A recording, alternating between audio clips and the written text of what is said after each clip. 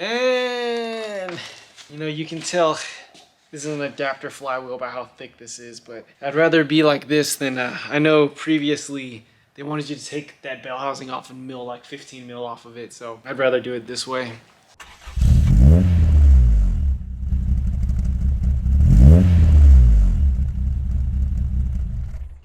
And we're back like a hairy nutsack. So where did we last leave off?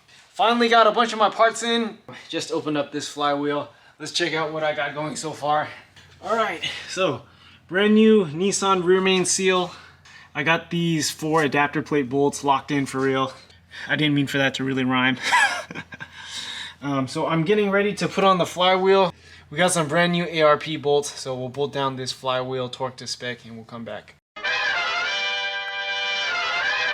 If you guys are wondering why I got a flywheel on a hot plate, it's because if you come closer and look, this ID, it's a tight fit. It doesn't want to slit fit over the crankshaft. So some flywheels, some aluminum flywheels, they actually tell you you got to heat these things up so that it becomes slit fit over the crankshaft. The wrong thing to do is to put bolts and try to draw this thing in. So this is exactly what we're doing, heating up this flywheel so that it'll expand and then be slit fit. This is a giant flywheel, which means it's a big freaking heat sink. So this thing, you can see me touching it. This thing's getting hot very slowly because this thing's such a big heat sink. But if we go over here, got my flywheel holder tool ready so I can torque it. Come over this way. ARP bolts, red Loctite, and then the fastener lube under the heads. This plate from LOJ goes right on top of the flywheel. So flywheel, this thing, and then bolts. Make sure that the dowel pin lines up. So yeah, we gotta do this pretty quick because I only got like one shot to slit fit that thing on there pretty much. Let's hope it's hot enough. Oh, it feels hot enough. Oh man. Alright, it's not hot enough. Okay, we'll get it hotter and then we'll come back.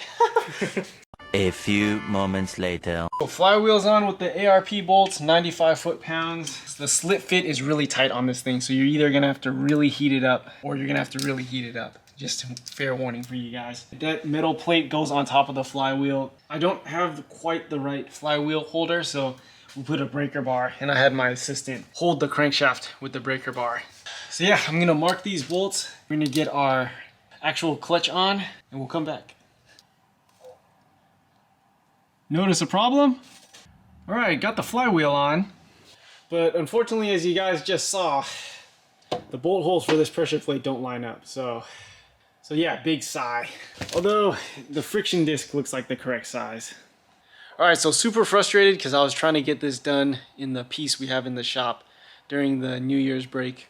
I got that Clutchmaster's flywheel from in that same order with LOJ, so I'm gonna send them an email and see what happens. Unfortunately, I threw the box away, so let's see what happens. Actually, the second time I've done that this week, so feels like I'm screwing myself every day. But yeah, we're not at a complete stop.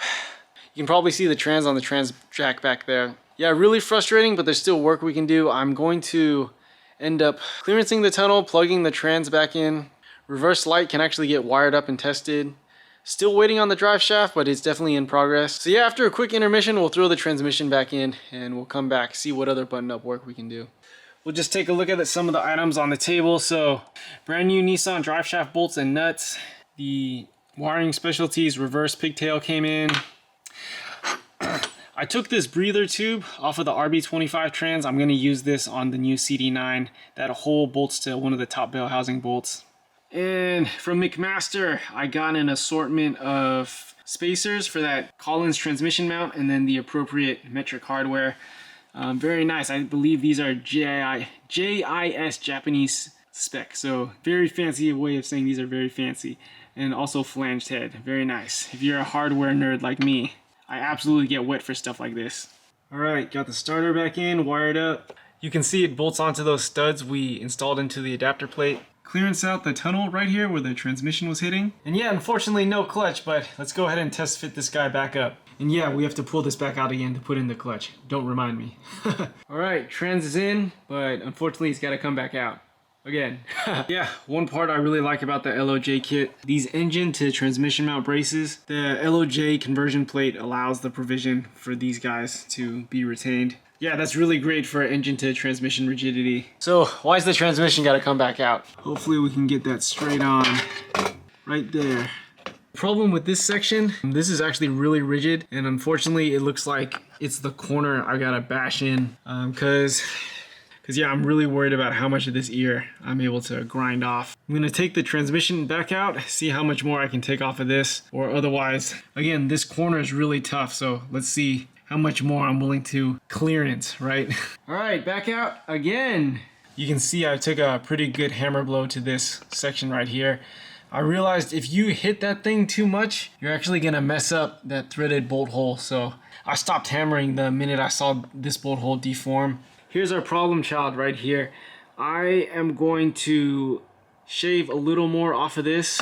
And actually it's not this whole thing that needs to be ground down. It's probably just this where the body side transmission nut ends and all this is clear. So I'm just gonna get the grinding disc, flatten this guy down, and we'll try again.